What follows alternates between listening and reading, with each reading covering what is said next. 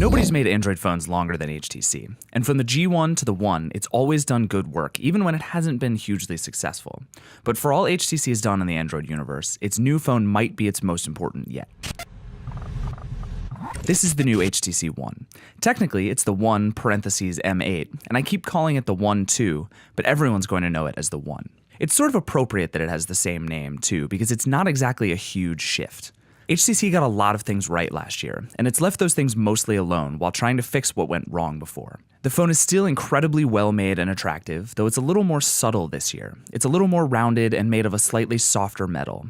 It doesn't feel or look quite as impressive, but it's much more comfortable. Its back now wraps around the sides, giving it a sort of unibody feel, like there's a metal out there that just naturally curves this way. The phone's a bit taller than last year's model, mostly to accommodate a slightly larger 5-inch screen, but it doesn't feel any bigger than the old one. That screen is gorgeous, by the way, a 1080p display with perfect color representation and fantastic viewing angles. It may not be the most pixel-dense display on the market, but it's every bit as good as I need it to be.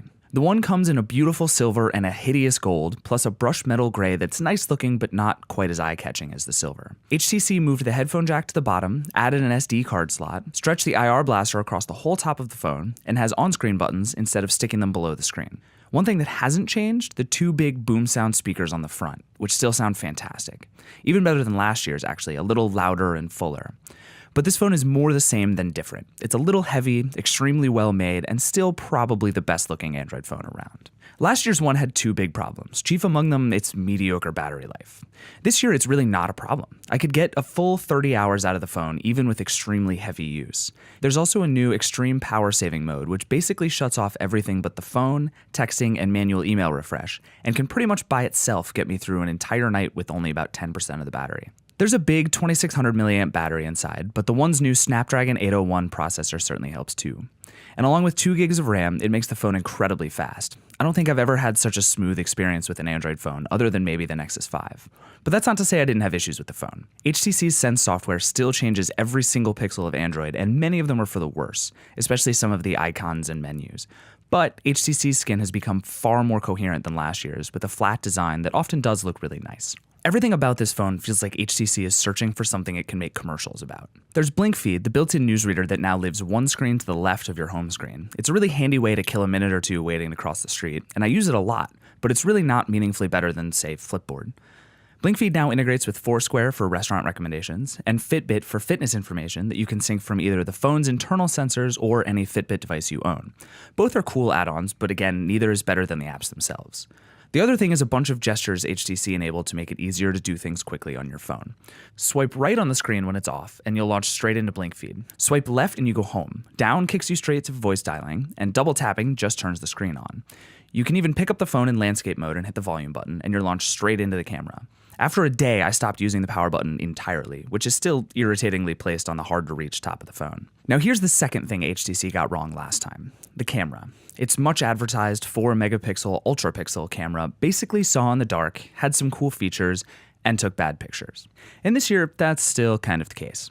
The software is better than ever, with a super simplified interface that also gives you lots of control over white balance, filters, ISO, and more. It's uncluttered and useful, which is hard to do. One of the coolest new features is the ability to focus a photo after the fact, like with a Lytro. It's using a second camera on the back of your phone to capture depth as you're capturing a photo.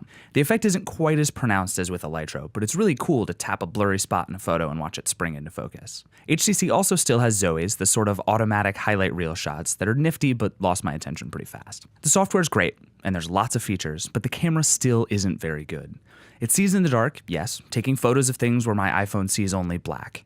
But those photos and photos in just about any other situation are still too soft and too muddy. Even the 5-megapixel front-facing camera does better in some spots. It's certainly an improvement over last year's camera, but all the cool features in the world can't hide that its photos just don't compare to the Galaxy S4 or the iPhone 5S or even really the Nexus 5. Depending on your carrier, the HTC One costs $199 or $249 with a 2-year contract. If you're phone shopping in the next few months, that camera is my only reservation in telling you to buy the new HTC One. It's gorgeous, comfortable, well-made, and competitive in every spec and feature.